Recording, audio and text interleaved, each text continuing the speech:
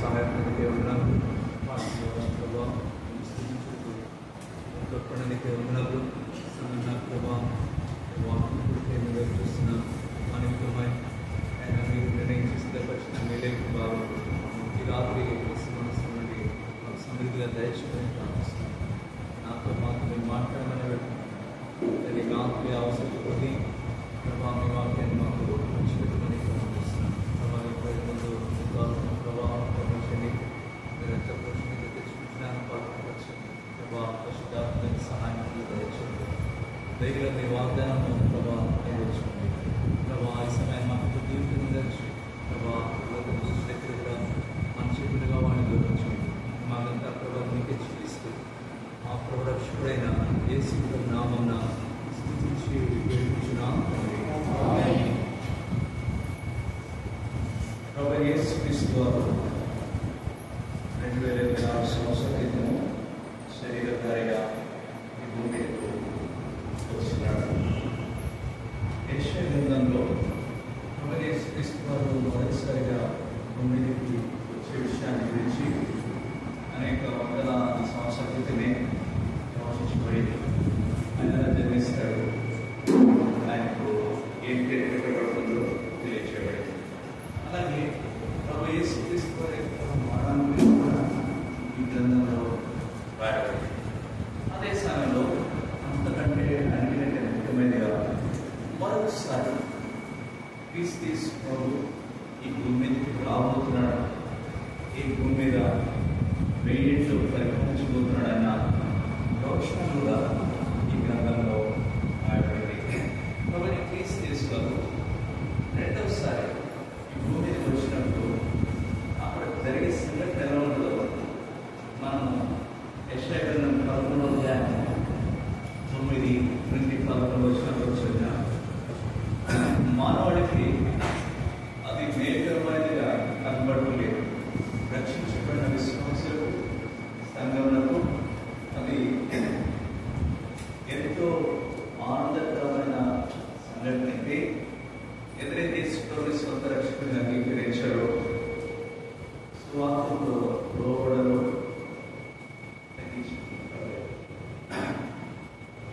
వారికైతే అది ఎట్లా మరోసారి చదువుతారు చూడండి. యెషయా గ్రంథం 13వ అధ్యాయము 9వ వచనం నుండి యెహోవా దినము వచ్చుచున్నది, దేశమును పాడు చేయటమును పాపులను భక్తిగా దానిలో ఉండకుండా నశింపచేయటమును క్రూరమైన ఉగ్రతను ప్రచండమైన కోపంతోను ఇది క్రూరమైన ఉగ్రత ప్రచండమైన కోపంతో పౌదినం రాబోతుంది. అది వచ్చినప్పుడు దేశం పాడైపోతుంది. పాపులు నశించేది పాడు చేసే విధంగా, పాపను నశించేసే విధంగా ఉగ్రత అంటే మామూలు ఉగ్రత కాదు, క్రూరమైన ఉగ్రత. కోపం అంటే మామూలు కోపం కాదు, ప్రచండమైన కోపంతో ఎక్కువ దినము రాదు. లేఖన వెలుగులో చూస్తే ఈ దినాలు జరిగే సమయం బట్టి అత్యంత సమీపం. నైట్ జర్నీ ఉంటే మనం నిర్ణయం చేస్తాం, సూట్ కేసు బ్యాగ్ సర్దుకోవాలి, ఎక్కడ పట్టుకొని పెట్టుకోవాలి. అలాంటి సర్దుకునే సమయంలో అంటున్నామా చివరి దినాల్లో చివరి నిమిషంలో అలా చేస్తున్నాం. ఎప్పుడైనా ఆర్భాటంతో ప్రధాన శబ్దంతో ప్రభు రాబోతున్నాడు. సంఘం సిద్ధపడాలి. ఇంకా ఎవరైతే ప్రభు అంగీకరించలేదు వారు ప్రచండమైన కోపాన్ని తప్పించబడుతుంటే, దేవుని యొక్క క్రూరమైన ఉగ్రత నుండి తప్పించబడితే ప్రవేశం సొంత రక్షణగా వచ్చినప్పుడు సంఘము ఎత్తబడుతుంది, ప్రభుతో ఎంతో ఆనందిస్తుంది. ఎవరైతే విడిచిపెట్టబడతారో అప్పుడు జరిగే సంఘటనలు భయంకరమైన పాడు చేసే సంఘటన దేవుడు తీసుకొస్తాడు. ఇక్కడ ఒక చెప్పాడు, చీకటి చీకటి సూర్యుడు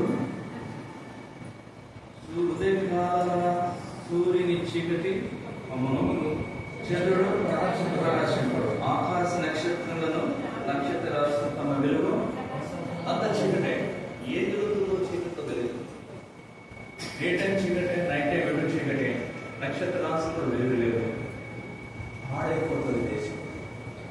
దేవుని ఉగ్రత ఇంత తీవ్రమైన, ఆయన కోపం ఎంత కఠినమైన, అది మానవుడు చవి చూడాల్సి వస్తుంది. దానికి సంబంధించిన ఒక సంఘటన ఈ రాత్రి క్లుప్తంగా వారు జ్ఞాపకం చేసుకున్నాం.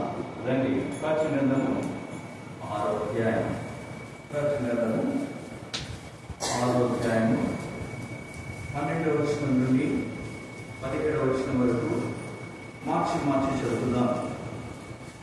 ఆయన 6వ ముద్ర చెప్పినప్పుడు నేను చూడగా పెద్ద భూకంపం కలిగెను, సూర్యుడు కంబుడు వలె నలుపాయను, చంద్రబింబమంతయు రక్తవర్ణమాయను,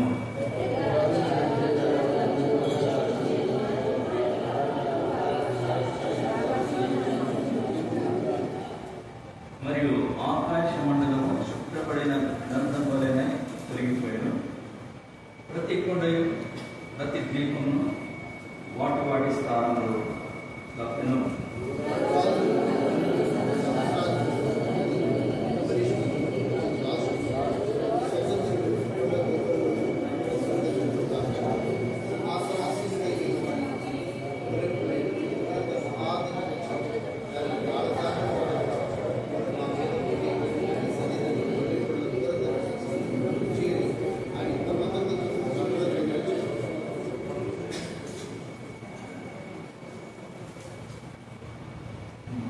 శ్రమల కాలంలో భూమి మీద దేవుని ఉగ్రత, దేవుని కోపాన్ని బయలుపరిచే ఒక సంగతి గురించి మనం చదివాం. ప్రకటన గ్రంథంలో ఇవన్నీ కూడా స్పష్టంగా పొందుపరచబడ్డాయి. ప్రకటన గ్రంథంలో 22 అధ్యాయాలు ఉన్నాయి. ఈ 22 అధ్యాయం 3 భాగాలు చేయవచ్చు. మొదటి అధ్యాయం 19వ వచనం ప్రకారం చూచిన వాటిని, ఉన్న వాటిని, వీటి వెంట చూసిన వాటి అంటే మొదటి అధ్యాయంలో యోహాను మహిమా స్వరూపమైన యేసు ప్రభువును చూస్తాడు, చూసిన దాని గురించి. రెండోది ఉన్న వాటిని అంటే ఆ రోజుల్లో అక్కడ ఉన్న సంఘము 2-3 అధ్యాయాల్లో 7 సంఘాల గురించి, ఆసియాలో ఆ స్థానిక సంఘం 7 సంఘాల గురించిన వర్తమానం రాయబడింది. వీటి వెంటే కలగబోవాలి. 4వ అధ్యాయం నుండి 22వ అధ్యాయం వరకు అన్ని కలగబోయే సంఘటన. కాబట్టి మొదటి అధ్యాయంలో చూసింది 2-3 అధ్యాయంలో అప్పుడు ఉన్నది, 4వ అధ్యాయం నుండి 22వ అధ్యాయం వరకు కలగబో వాటి గురించి స్పష్టంగా దేవుడు మన కొరికే నమోదు చేసి ఉంచినాడు. 4వ అధ్యాయం 5వ అధ్యాయంలో సంఘం ఉండదు, ఎత్తబడుతుంది, ఆరాధించబడుతున్నట్టుగా చూస్తాం. ప్రకటన గ్రంథం 6వ అధ్యాయం నుండి 18వ అధ్యాయం వరకు భూమి మీద శ్రమల కాలము, మహాశ్రమల కాలము. అప్పుడే 7 ముద్రలు, 7 బూరలు, 7 పాత్రలు చెప్పబడతాయి. లోకమంతా కూడా కకావికాలమైపోతుంది, చిన్న భిన్నమైపోతుంది, పాడైపోతుంది. భయంకరమైన సంఘటనలు రాబోతుంది. 19వ అధ్యాయంలో ప్రభు యేసు క్రీస్తు వారు ఆయన వివాహ మహోత్సవం నుంచి ఆయన వివాహం అయిన తర్వాత సంఘ వధువుతో యేసు ప్రభు భూమికి మళ్ళీ రాబోతాడు, మేఘాడుగుండా రాబోతాడు. యెరూషలేము ఎదుట ఒలీవల కొండ మీద ఆయన పాదం ఉంచబోతున్నాడు. అప్పుడే ఆర్మగడ్డని యుద్ధం అని జరుగుతుంది. ఆ యుద్ధంలో ప్రభు విజయం పొందుతాడు. అప్పుడే క్రీస్తు విరోధిని, అబద్ధ ప్రవక్తని ఇద్దరిని ఉన్న పడంగా అగ్నిగుండం చేస్తాడు. 20వ అధ్యాయంలో అపవాదిని 1000 సంవత్సరాల వరకు అగాధంలో బంధించి బంధిస్తాడు. ఆ తర్వాత 1000 యేసు ప్రభు మీద రాజ్యం పాలిస్తాడు. ఆ పరిపాలనగానే అపవాది విడిపించబడతాడు, వాడు అందరినీ గ్యాదర్ చేస్తాడు. అప్పుడు జరిగే యుద్ధము గోగు మాగు యుద్ధం. ఆ యుద్ధంలో అపవాది ప్రభు అతమారుస్తాడు, నిర్ణయం చేస్తాడు. ఆ తర్వాత ఈ భూమి మీద సువార్త వెనుక రక్షించబడిన వారికి ఆయన ఇస్తాడు. అది గౌరవమైన మహాసింహాసం మీద ప్రవేశిస్తూ తీర్పు 20 అధ్యాయాలు. 21-22 అధ్యాయాలు నిత్యత్వంలో దేవునిలో సంఘం ఎంత ఉండబోతుంది, నూతన ఆకాశంలో ఆ పరిశుద్ధ పట్టణం నూతన మనుషులలో ఈ యుగంలో రావతో దేవుని బిడ్డలు ఎట్లా ఆనందించబోతున్నారు దాని గురించి రాబడి. ఇది సంక్షిప్త వివరణ. సంఘం ఎత్తబడింది. భూమి మీద దేవుని కోపం అంటే దేవుని కృతంగా ఏంటో చూపించే సంఘటనలు చోటు చేసుకుంటున్నాయి. ఆయన ముద్ర నింపినాడు. ప్రకటన 6వ అధ్యాయం 12వ వచనం, ఆయన 6వ ముద్రను నేను చూడగా పెద్ద భూకంపము కలిగేది. సూర్యుడు కంబడి వలె ఆయన చంద్రగంగ మధ్య రెండు అటు భూమి మీద అటు ఆకాశంలో కూడా కొన్ని సంఘటనలు జరగబోతున్నాయి. భూమి మీద ఏం కలుగుతుంది? భూకంపం కలుగుతుంది. శ్రమల కాలంలో 3 తీవ్రమైన భూకంపాలు కలుగుతాయి. ఇది కూడా పెద్ద భూకంపమే కదా. పెద్ద భూకంపము. తర్వాత 11వ అధ్యాయం అక్కడ కూడా ఒక గొప్ప భూకంపం చూస్తాం. 11వ వచనం, 11వ అధ్యాయం 12వ వచనం. ఆ గడిలోని గొప్ప భూకంపము కలిగినందున ఆ పట్టణంలో 10వ భాగము కూలిపోయారు. ఆ భూకంపం వల్ల 7,000 మంది చచ్చి మిగిలిన వాళ్ళకు భయపడుతున్నాయి. 16వ అధ్యాయం కంటే అంతకంటే మించిన భూకంపం ఎన్నడూ రాలేదు. 16వ అధ్యాయం 16వ అధ్యాయం 17వ వచనం ఉంది.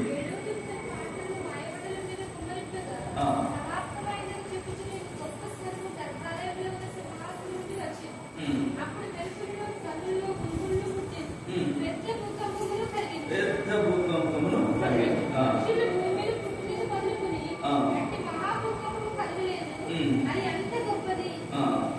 చాలండి. ఇంత భయంకరమైన భూకంపాలు ఈ శ్రమల కాలంలో 7 సంవత్సరాల వ్యవధిలో భూమి మీద చోటు తీసుకుపోతున్నాయి. ఆ భూకంపాలకి అనేక బిల్డింగ్స్ కూలిపోతాయి. ఇప్పుడే చూస్తున్నాం, చిన్న భూకంపాలు వస్తే ఎన్ని కూలిపోతున్నాయో, నేలమట్టం అవుతుందో చూస్తున్నాం. ఈ పెద్ద పెద్ద భూకంపాలు వస్తే ఎంత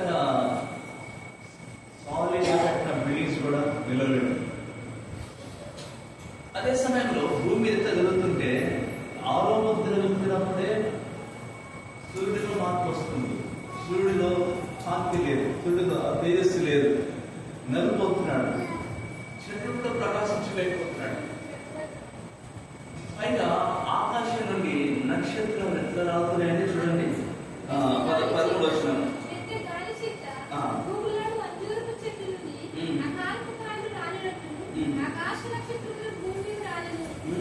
భూమి మీద ఆకాశ నక్షత్రం భూమి మీద రాస్తే భూమి సంగతి ఏంటి?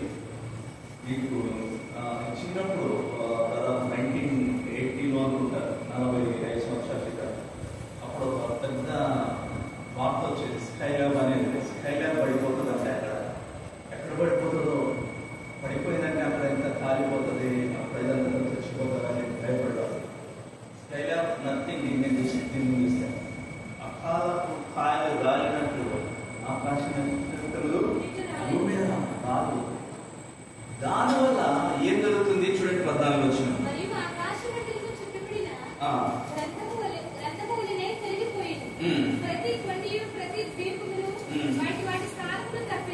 దాని ఫలితం ఏమంటే ఉండాల్సిన చోట అప్పుడు ఉండదు. అలా చోట ఆ బిల్డింగ్ అడ్రస్ చెప్తాం, అక్కడైతే ఆ బిల్డింగ్ ఉండదు. బిల్డింగ్ సరే, కొండలు రోజెస్ తో మాట్లాడబడింది. ప్రతి కొండలు వాటి స్థానంలో. అది ఎట్లా సాధ్యం అంటే కొండలు ఎవరు తరలించలేదు. ఈరోజు హైదరాబాద్ గొడవైంది. హైదరాబాద్ ఏంటి కూర్చేస్తున్నారు? చెరువులు లేవు. అప్పుడు చెరువులు ఉండేవి, ఇప్పుడు చెరువులు లేవు. ఏం చేశారు? చెరువులు పూర్తి చేసి దాని మీద బిల్డింగ్స్ పెట్టారు. చెరువు పూర్తి చేయడం సులభమే. కొండలు తరలించగలరా? ప్రతి కొండ అంటే అన్ని కొండలు, ఏ కొండ కూడా ఆకాశ నక్షత్రాలు అకాలపు కాయకాలను రాలుతుంటే ప్రతి కొండ, ప్రతి ద్వీపము తొలిగిపోతుంది, కదిలిపోతుంది. అసలు ఎక్కడ ఉండాల్సిన ఎక్కడ ఉండదు. ఇప్పుడు కొంతమంది ప్రార్థన చేస్తారు, కొంతమంది మొదలు పెడతారు. చదవండి వచ్చిన భూరాజులను, ధనులను, సహస్రాధిపతులను,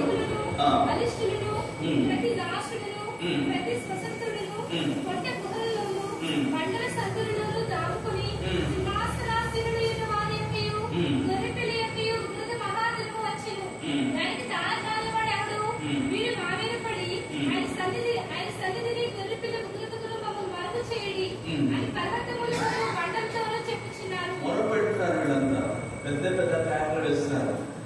ఒక మాట చెప్పాలంటే వారు ప్రార్థిస్తున్నారు. ఎందుకు ప్రార్థిస్తున్నారు, ఎందుకు మొరపెడుతున్నారు, ఎందుకు ప్యాక్లు వేస్తున్నారు? మొరపెట్టవలసిన సమయంలో వారు మొరపెట్టలేదు. మొరపెట్టవలసిన వానికి వారు మొరపెట్టలేదు. మొరపెట్టవలసిన స్థలంలో, దేవునింటిలో వారు మొరపెట్టలేదు. ఆ స్థలము నిర్లక్ష్యం చేశారు. భూమి మీద ఆ మొరపెడితే జవాబిచ్చే దేవుని నిర్లక్ష్యం చేశారు. ప్రార్థనకు ప్రభు జవాబిచ్చే సమయం నిర్లక్ష్యం చేశారు. ఇప్పుడు ఎందుకు మొరపెడుతున్నారు? ఎవరికి మొరపెడుతున్నారు? ఏమని మొరపెడుతున్నారు? అసలు మొరపెట్టే సందర్భం కాదు. ఎంతమంది ఉన్నారండి అక్కడ? 7 రకాల ప్రజలు ఉన్నారు. చదవండి. గనులు,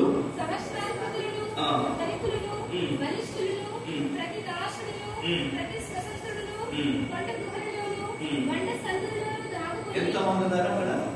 7.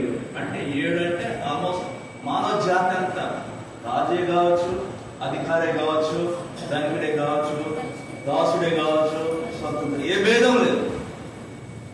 వాడి పవర్ ఎలాగున్నా, వాడి పొజిషన్ ఎలాగున్నా, సొసైటీలో వాడి స్థాయి ఎలాంటిన్నా, వాడు ఎంత డబ్బున్నా, వాడు ఎంత పేదవాడైనా, ఏ భేదం లేదు.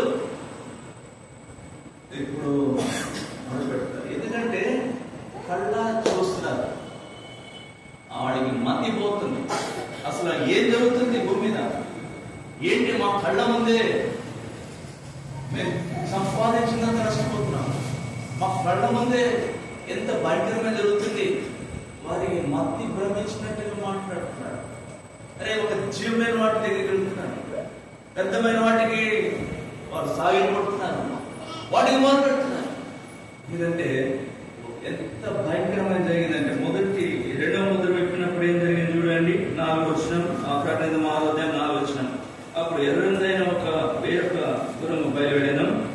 మనుషులు ఒకరినప్పుడు చంపుకున్నట్లు భూలోకంలో సమాధానం లేకుండా చేయుటకు ఈ గుర్రం మీద కూర్చున్న వారికి అధికారం లేదు. అంటే చంపుకున్నాడు. ఎందుకు చంపుకుంటున్నా అర్థం కావట్లా. ఈ రోజుల్లో చంపుకున్నారంటే ద్వేషం ఉంది, పాపం ఉంది, పార్టీ మారింది, రకరకాలు. ఆ రోజుల్లో కారణం లేదు. ఎందుకు పక్కన చంపేస్తున్నాడు, ఎందుకు పక్క తెచ్చుకుంటున్నాడు అతన్నాడు.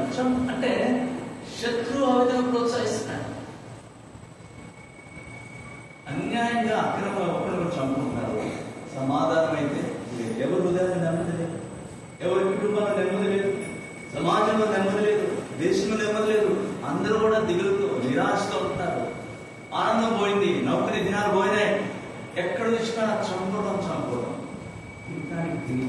చూడండి, 3వ ముద్ర విప్పినప్పుడు నేను చూడగా ఇది ఒక నల్లని గుర్రం కనబడాను. దాని మీద ఒకడు త్రాసు చేత పట్టుకొని ఒక సేరు గోధుమలను, ఏడాది 3 సేర్లు ఎవరైనా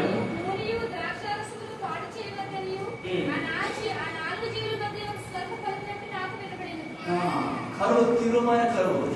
దేనాలం అంటే ఒక దినము కూలి. ఒక రోజంతా సంపాదిస్తే వచ్చేటప్పటికి ఏమొస్తుంది? ఒక సేరు గోధుమలు.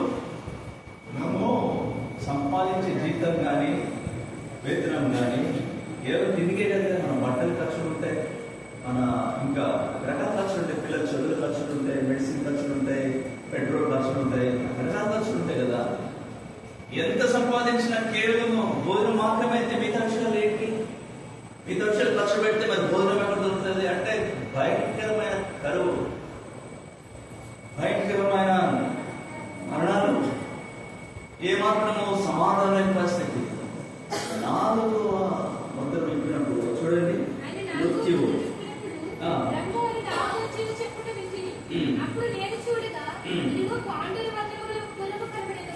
దాని మీద కూర్చున్న వారి పేరు మృత్యువు. పాతాళలోకము వారిని వెంబడించెను. ఖడ్గము వలెను, కరువు వలెను, మరణము వలెను, భూమిలో నుండి క్రూరము వలెను భూమి వాసులను చంపుటకు భూమి యొక్క 4వ భాగం పైన అధికారం వారికి ఇవ్వబడెను. ఇది ఇంకా భయంకరంగా. మృత్యువు పాతాళలోకం వెంబడిస్తుంటే అది చంపేస్తుంది. ఎంతమంది చనిపోతున్నారు? భూమి మీద 4వ భాగం మీద. అంటే 4వ ముద్ర విప్పినప్పుడు ఆ రోజు భూమి మీద ఎంతమంది ఉంటారో అంతమంది. అప్పటికే కొంతమంది 2వ ముద్ర విప్పినప్పుడు చంపుకున్నా చచ్చిపోయారు. 3వ ముద్ర విప్పినప్పుడు తిండి లేక కరువుతో కొంతమంది చనిపోయారు. 4వ ముద్ర విప్పినప్పుడు ఎందరైతే మిగిలి ఉన్నారో వాళ్ళు దాదాపు 4% ఉదాహరణకి ఇప్పుడు ప్రపంచంలో జనాభా 800 కోట్లు, 800 కోట్లు అనుకోండి. 4వ ముద్ర విప్పినప్పుడు 4% అంటే ఎంత? 200 కోట్లు చనిపోతారు. 200 కోట్ల మందిని ఎక్కడ పూడుస్తారండి? ఇక్కడ ఈ ఊరు ఉందనుకోండి, లేకపోతే తాడేపల్లిలో ఉంది. తాడేపల్లి జనాభా ఎంత? 1,00,000. 1,00,000. 4% అంటే 30,000 వేసుకుంటే 40,000 వేసుకోండి. 40,000 మంది చనిపోతే 40,000 మంది ఎక్కడ పూడుస్తారు? నలుగురు కూడా ఉంటారు, స్త్రీ కానీ పురుషుడు కానీ. ఇప్పుడే సమాధుల్లో దొరికి సరిపోవట్లేదు. ఎక్కడ కూర్చున్న వాళ్ళని మళ్ళీ పూడుస్తున్నారు. 200 కోట్లు చనిపోతే జస్ట్ ఊహించండి. రోడ్ల మీద ఎక్కడ వేసిన శవాలు కనపడతాయి, ఇళ్లలో ఎక్కడ వేసిన బయట శవాలు కనపడతాయి. ఎక్కడ చూసిన శవాలు, పూడ్చడానికి స్థలాలు లేవు, పూడ్చడానికి అవకాశం లేదు. కుళ్ళిపోయి కంపు కొట్టి భయంకరమైన ఎన్ని చూస్తున్నారు వీళ్ళు. గుడాలు, సహసాధిపతులు, ధనికులు, స్వతంత్రులు, దాసులు చూస్తారు. వీటితో పాటు ఇప్పుడు ఆకాశ నక్షత్రాల కింద పడుతుంటే, కొండలన్నీ కూడా స్థానవుతుంటే తెలియక, దిక్కులేక, మతి చెడిపోయి కొండ గుహలు దాక్కుని రాక్స్ తో, ఆ మౌంటైన్స్ తో మమ్మల్ని మరుగు చేయండి. అది రాబోతుంది, ఎవరో దినము వచ్చున్నది. అది క్రూరమైన ఉగ్రత, అది ప్రచండమైన కోపంతో వస్తుంటే ఏ బలిష్ఠుడు నిలబడగలడు? ఏ అధిపతి ఎదుర్కోగలడు? ఎవరి వల్ల సాధ్యమో? ఎవరి వల్ల సాధ్యం కాదు. మృత్యువు వెంబడిస్తుంటే, పాతాళలోకం వెంబడిస్తుంటే, ఓ సహోదరుడా సహోదరి, అది దేవుని ఉగ్రతను బయలుపరిచేది. ఆ దినము రాకుంది. ఈ దినము రక్షణ దినం, ఈ దినము సమకూర్చబడే దినం, ఈ దినము కృప ఇవ్వబడిన దినం. ఇక్కడ వీళ్ళందరూ వచ్చి మొదలుపెడుతున్నారు. వీళ్ళు వచ్చారండి, మీరు చదివారు కదా 15 వచనం నుండి 17 వచనం వరకు. ఎలా మొదలుపెడతారండి?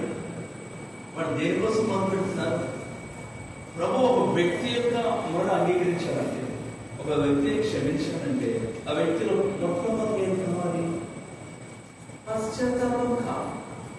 పాప విషయమై వారు చేసిన దాన్ని బట్టి దుఃఖం కావాలి.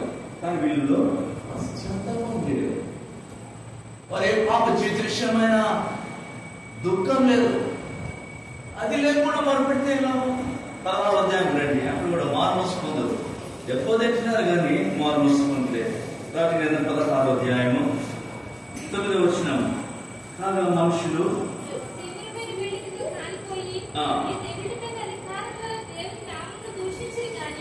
ఆయన వారు మారుమనస్సు పొందిన వారు కారు.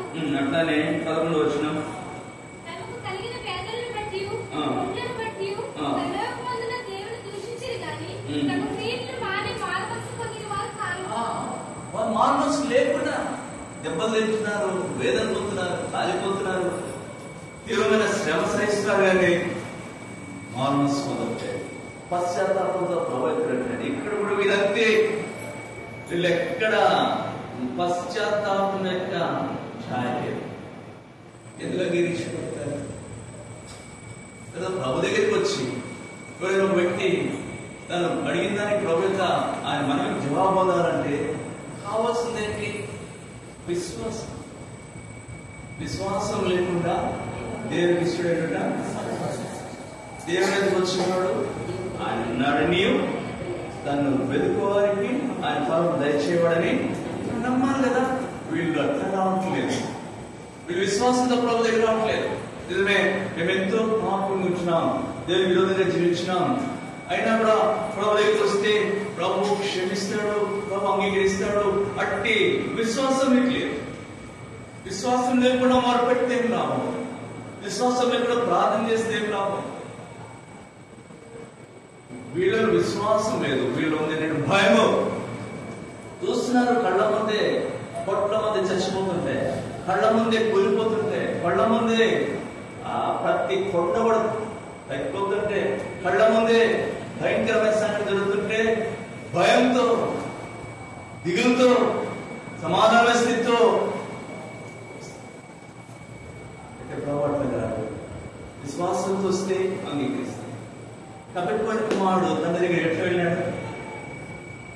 భయంతో వెళ్ళలేడు. ఇంకా మా డాడీ దగ్గరికి వెళ్తే ఇంకా ముందా కొట్టేస్తాడు అట్లా భయపడలేదు. విశ్వాసం, నా తండ్రి నేను వెళ్తే అంగీకరిస్తాడు, నా తండ్రి మళ్ళా నన్ను చేర్చుకుంటాడు, తండ్రి మళ్ళా నాకు కనీసం కూలివారు ఒకటికైనా తన ఇంటిలో స్థలం ఇస్తాడు. దాంట్లో పశ్చాత్తాపం ఉంది, అయ్యో నేను ఎంత తప్పు చేశాను, నా తండ్రికి విరోధంగా నేను పాపం చేశాను, పరలోకపు దేవునికి విరోధంగా నేను పాపం చేశాను, పశ్చాత్తాపంతో వెళ్తున్నాడు. నన్ను నా తండ్రి చేర్చుకుంటాడు అన్న విశ్వాసంతో వీళ్ళు అది లేదు, పశ్చాత్తాపం లేదు, విశ్వాసం కూడా. వీరి ప్రార్థన మనం ఏంటి? దేనికోసం మొదలు పెట్టుకున్నారు? వీళ్ళు అడిగేదేంటి? ఒకటి అడుగుతున్నారు. ఏమని అడుగుతున్నారు చూడండి, మమ్మను మరుగు చేయడి, మా మీద పడి ఆయన సన్నిధికి గొర్రెపిల్ల ఉగ్రతకు మమ్మను మరుగు చేయడని పర్వతముతోనూ పండగలతోనూ మమ్మల్ని మరుగు చేయడి. మరుగు చేయడి అనే దానికి ఇక్కడ జవాబు వస్తుంది. ప్రభు దగ్గరికి వెళ్ళి అడగాల్సింది ఏంటంటే, ప్రభా మమ్మల్ని రక్షించమని అడగాలి. ఆయన సార్వత్రికానికి ఇచ్చిన పిలిపేంటి? మరుగు చేయడానికి ఆయన పిలవలేదు. ఆయన ఇచ్చిన పిలిపేంటి? భూదిగంతంలో నివాసులారా నా వైపు చూసి రక్షణ పొందండి. కాబట్టి భూదిగంతంలో నివాసులు రక్షణ కొరకే ప్రభు దగ్గరికి వెళ్ళాలి, రక్షణ విషయమే అడగాలి, రక్షణ కొరకే ప్రార్థించాలి. ప్రభా నన్ను కరుణించు, ప్రభా నన్ను రక్షించు, ప్రభా నా పాపం క్షమించు. ఇంటి ప్రార్థన జవాబు ఉంది, కానీ మరుగు చేయడి, మరుగు చేయడి. తర్వాత మీరు అసలు ఎవరి దగ్గరికి వెళ్తున్నారు? ఎవరు అడుగుతున్నారు? పర్వతములతోనూ బండలతోనూ చెప్పుతున్నారు. ఎంత పిచ్చి పట్టిందని వీళ్ళకి. నిర్జీవమైన వాటి పర్వతాలు ఏం చేయగలరు? వాడు చూరున్నాయా? బండలుగా ఉన్నాయా వినడానికి? అవే జవాబు ఇవ్వగలరా? అవేమైనా రక్షించారా? పర్వతం వల్ల సాధ్యం లేదు, బండలు ఏం చేయలేవు. ఎవరు వెళ్ళిపోయారా? ప్రార్థన ఆడించే ఆయన దగ్గరికి ఎంతమంది అయినా వెళ్ళచ్చు, ఆయన దగ్గరికి ఎప్పుడైనా వెళ్ళచ్చు. అది సమయమైన అసమయమైన ఇట్లా పట్ల బ్రేక్ ఏం లేవు, ఎప్పుడైనా వెళ్ళచ్చు, ఎవరైనా వెళ్ళచ్చు. అందుకని ఆయన ఎలాంటి వాడంట? 65వ కీర్తన 2వ వచనం. కీర్తనలు 65 2వ వచనం. ప్రార్థన ఆలకించువాడా, సర్వ శరీరులు ఆయన ఆలకించేవాడు, ప్రార్థించేవాడిని ప్రేమించేవాడు. ప్రార్థించేవాడిని ప్రోత్సహించేవాడు. కాబట్టి సర్వ శరీరం కూడా ఆయన దగ్గర రావచ్చు. ఏ జాతి వాడైనా, ఈ 7 గుంపులు ఎవడైనా ప్రభు దగ్గర రావచ్చు. ఆవిడ పురాణుడు కావచ్చు, బలిష్ఠుడు కావచ్చు, ధనవంతుడు కావచ్చు, దాసుడు కావచ్చు, స్వతంత్రుడు కావచ్చు, ఎవరైనా సరే సర్వ శరీరులు ప్రార్థన ఆలకించే దేవుడు రావచ్చు. ప్రార్థన ఆలకించేవానికి ఒక విశ్వాసంతో పోక, పశ్చాత్తాపంతో పోక కొండల దగ్గర పోతున్నారు, పర్వతాల దగ్గర పోతున్నారు. రక్షణ కొరకే మనం చేయక మరుగు చేయమని మనం చేస్తాం. ఈ ప్రభు ప్రార్థన ఆలకించేవాడు, ప్రార్థన జవాబు ఇచ్చేవాడు. ఆయన ప్రార్థించడానికి ఎటువంటి వ్యత్యాసం చూడు. ఎలాంటి దేవుడు అంట, చదవండి. రోమపత్రిక 10వ అధ్యాయం, రోమపత్రిక 10వ అధ్యాయం 11-12 వచనములు. ఆయన యందు విశ్వాసం ఉంచువాడు ఎవరు సిగ్గుపడని లేఖనం చెప్తుంది. యూదుడని, గ్రీసు దేశస్తుడని భేదం లేదు, ఒక్క ప్రభువే అందరికీ ప్రభువై ఉంది. మనకు ప్రార్థన చేయవారు అందరి ఎడల కృప చూపుతాడు, ఐశ్వర్యవంతుడై ఉన్నాడు. అసలు ఎవడొచ్చిన భేదం చూడు. వాడి జాతి ఏంటి, వాడి బ్యాక్గ్రౌండ్ ఏంటి, వాడి పరిస్థితి ఏం చూడు. ప్రార్థన త్వరగా వచ్చినాడంతే. వాడు యూదుడని, గ్రీసు దేశం, ఏ భేదం చూడలేదు. ఆ వచ్చిన వాడు ఏం చూపిస్తాడంటేనా, కృప చూపుటకు వాటి ఆయన కృప చూపుటకు ఐశ్వర్యవంతుడు. కాబట్టి ప్రార్థించే వారికి ఏం జరుగుతుంది అని కూడా వచ్చినాము. ప్రభు నామమును బట్టి ప్రార్థన చేయవాడు ఎవరో వాడు రక్షింపడు. ఆయన నామమును ప్రార్థన చేస్తే వాడు ఎవరు ఇస్తారు? ఎందుకు పాపైనా సరే పశ్చాత్తాపంతో, విశ్వాసంతో రక్షణ కొరకే ప్రభా ఈయన ప్రార్థన అంగీకరించి మొరపెడితే కృప చూపుటకు ఐశ్వర్యవంతుడైన దేవుడు ప్రభు నామమును బట్టి ప్రార్థించేవాడిని వెంటనే రక్షిస్తాడు. ఈ సంఘటన నీ జీవితంలో ఎప్పుడైనా ఉందా? లేకపోతే సహోదరి ఈ దినం గర్తించిపోయే పరిస్థితి రాబోతున్నాయి. యెహోవా దినం రాబోతుంది. అదే క్రూరమైన ఉగ్రతతో రాబోతుంది. అదే ప్రచండమైన కోపంతో రాబోతుంది. దేశమును పాడు చేయడానికి రాబోతుంది. పాపం నశింపజేయడం రాబోతుంది. అలాంటి దినమును తప్పించుకోవాలంటే కృపచూపుడుకు ఐశ్వర్యవంతుడైన దేవుని యొక్క ఈ దినంలో, కృపాకాలంలో ప్రవేశిగా వీళ్ళు అంతా చేస్తున్నారు. వాడు ప్రార్థనకి జవాబు ఎవరెవరు? మరి మన ఎవరైనా పంటల వల్ల కాదు, ఆ పర్వతాల వల్ల కాదు, అవి ఏమి చేయలేవు. ఎందుకంటే ఆ దినము గురించి ఒక మాట రాయబడింది. చదవండి. ప్రకటన గ్రంథము 6వ అధ్యాయము 16వ వచనం, 15-17 కలిసి చూడండి. ఎటువంటి దినం అంటది? భూరాజులను, కనులను, సంవత్సరాధిపతులను, ధనికులను, బలిష్ఠులను, ప్రతి దాసుడును, ప్రతి స్వతంత్రుడును కొండ గుహల్లోను, పండగ సందుల్లోను దాక్కుని సింహాసనాసీనుడై ఉన్న వారి యొక్క గొర్రెపిల్ల యొక్క ఉగ్రత మహాదినం వచ్చెను. అది ఏంటి? గొర్రె పిల్ల యొక్క ఉగ్రత మహాదినం. యెహోవా దినం అంటే గొర్రె పిల్ల యొక్క ఉగ్రత మహాదినం. ఆ దినం వస్తే ఎవడు నిలబడదు అంటే గొర్రె పిల్ల కూడా ఉగ్రత ఉంటది. మా ఉగ్రత కాదు, అది మహా ఉగ్రత. అలా చూడలేదు యేసుప్రభుని. భూమి మీద గొర్రె పిల్లగా ఉన్నప్పుడు ఆయన సాంస్కృతిగా కనపడుతూ వచ్చాడు. ఆయన దేవుడు కనపడుతూ వచ్చాడు. ఆయన లోక పాపంలో మోసుకునేవాడుగా గొర్రె పిల్లగా కనపడుతూ వచ్చాడు. బొచ్చు కత్తిరించమనేది గొర్రె పిల్ల ఎట్లా మౌనంగా ఉండదు అట్లా మౌనంగా ఉన్నాడు. నిజమే, కృపకాలంలో నిజమే అది. ఆయన దీనత్వం ఉంది, ఆయన సాత్వికం ఉంది, ఆయన సహనం ఉంది, ఆయనలో ఆత్మీయతత్వం ఉంది. ఆ దినం గర్తించిపోతే గొర్రె పిల్ల యొక్క ఉగ్రత మహాదినం. ఈ గొర్రె పిల్ల యొక్క ప్రవేశిస్తున్న యొక్క కృపాకాలము ఎప్పుడు ముగించబడుతుందో తెలియదు.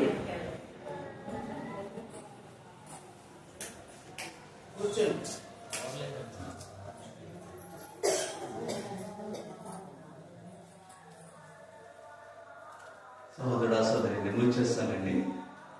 ఇప్పుడైతే ప్రభు యొక్క కృపా కాలం అందుబాటులో ఉంది. ఇది ఎప్పుడు ముగిస్తుందో తెలియదు. కాలం అయితే సమీపంలో, చివరి దినాల్లో చివరి క్షణాలు. సహోదరుడా సోదరి, ప్రభు కృపా కాలంలో నీకు విడుదల ఉంది. ఆ రోజు గొర్రె పిల్ల ఉగ్రత మహాదినంలో వారికి క్షమాపణ దొరకలేదు, వారికి రక్షణ దొరకలేదు, వారు ఎలిగి తెలుస్తున్నారు. ఈ దినం ప్రభు అందుబాటులో ఉన్నాడు. నువ్వు అడిగితే ప్రభు నీకు కాలం జవాబిస్తాడు. ఈ వచనం చదవండి. యెషయా గ్రంథము 55వ అధ్యాయం 6వ వచనం. యెషయా గ్రంథము 55వ అధ్యాయం 6వ వచనం.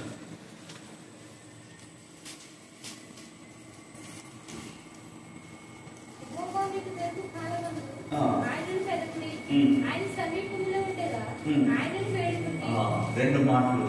మీకు దొరుకు కాలం, యెహోవా మీకు దొరుకు కాలంలో ఆయన వెతుకుడి, ఆయన సమీపంలో ఉండగానే ఆయనను దొరికిన కాలం. సోదరుడు, ప్రభు నీకు దొరికిన కాలము, ప్రభు యొక్క రక్షణ నీకు దొరికిన కాలము, ప్రభు నీకు సమీపంలో ఉన్న కాలం.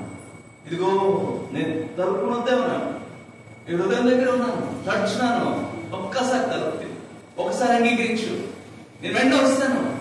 నాతో నీతో నేను సహవాసం ఇస్తాను, నీ పాపం క్షమిస్తాను, నీ హృదయంలోకి వచ్చి నీ హృదయంలోని మాలిన్యమంతా నా భావనతో కొడుతాను, నిన్ను శుద్ధి చేస్తాను, నూతన వ్యక్తి చేస్తాను, నా పోరులను తీసుకొస్తాను. అందుబాటులో ఉన్న కాలం, సమీపంగా ఉన్న కాలం. ఎప్పుడు వెళ్ళిపోతుంది ఈ కాలం? ఒక రోజు వస్తుంది. ఇది వాళ్ళు ఉగ్రత యొక్క మహాదినం. సోదరుడా సోదరి, ఇది నా ప్రభుని ప్రేమిస్తున్నాడు. నేను ఆయన గొప్ప ప్రాణి కలిగిన వాడు ఉంటున్నాడు. ఈనాడైతే సమృద్ధిగా ప్రభు యొక్క కృప నీకు అందుబాటులో ఉంది. ఏమేమి దొరుకుతుంది? అందుబాటులో ఉన్నప్పుడు చదవండి. 130 కీర్తనలు 130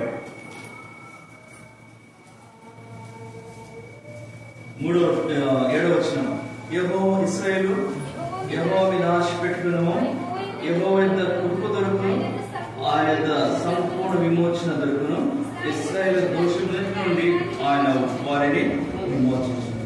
కృప దొరుకును. కృప దొరికిన కాలం ఇది. ప్రభు ఇచ్చే కృపను బట్టి దోషమన్నిటి నుండి ఆయన వారిని విమోచిస్తాడు. 3వ వచనం.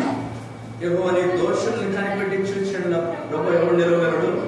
ఆయన జనులు నేత జాగ్రత్తలు ఇస్తున్నట్లు నేత క్షమాపణ దొరుకుతుంది. క్షమాపణ దొరుకుతుంది, సంపూర్ణమైన క్షమాపణ ఇస్తాడు. నీ ప్రతి పాపాన్ని ప్రభు క్షమిస్తాడు. ఎందుకంటే కృప అందుబాటులో దోషాలన్నిటి ప్రభు విడుదలిస్తాడు. అంతేకాదు సంపూర్ణమైన విమోచన దొరుకును. ఆయన యొక్క కృప దొరుకును, ఆయన యొక్క సంపూర్ణ విమోచన విడుదల దొరుకుతుంది. దేనికి నువ్వు బాధిస్తున్నావు, దీన్ని నువ్వు జయించలేకపోతున్నావు, ఏ పాపానికి నువ్వు లోబడిపోతున్నావు.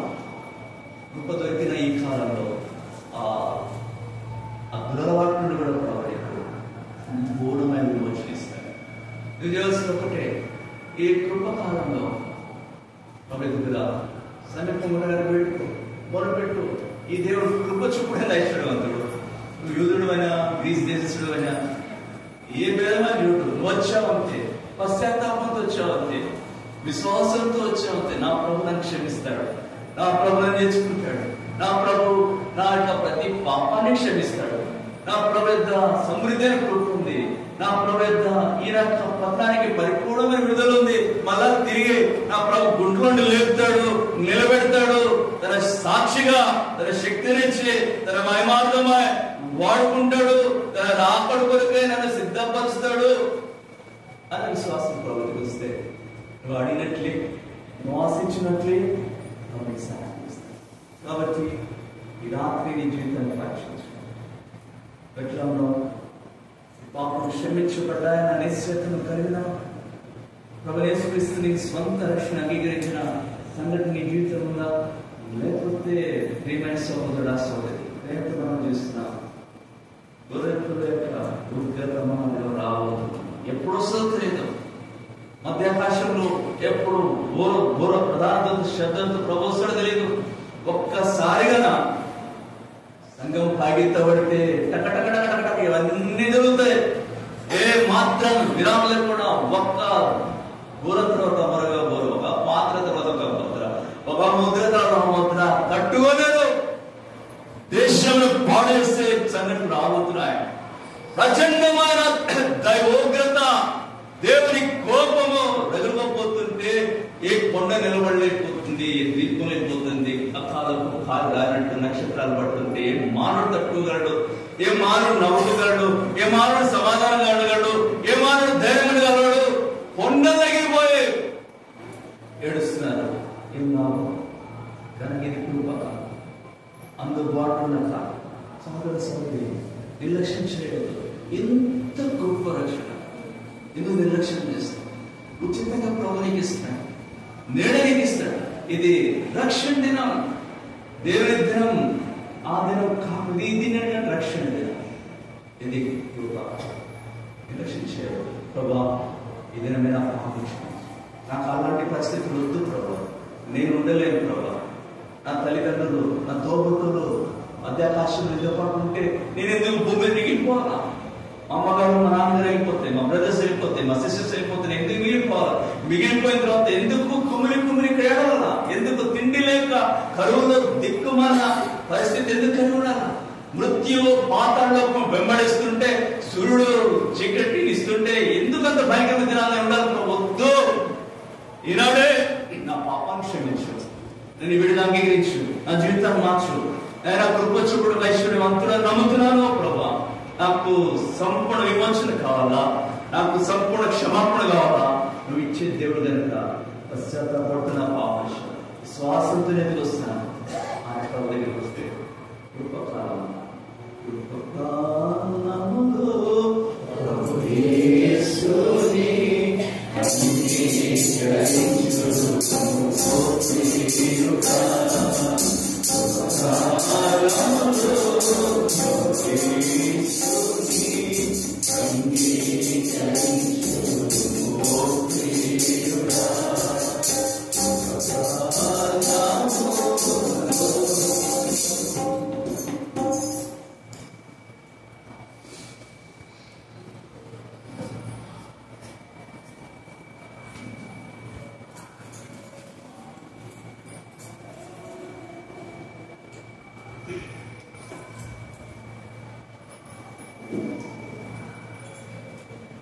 ఈ రాత్రి జరిగినటువంటి ప్రార్థన కోరికలో దేవుడు దాసుని వాడుకుంటూ వచ్చారు. ఎంతటితో ఈ కూడికి ముగించబడిందండి. రేపు తిరిగి మందిర వార్షికోత్సవ ప్రతిష్ట ఆరాధన రేపు ఉదయకాలం 10 గంటలకు ప్రారంభమవుతుందండి.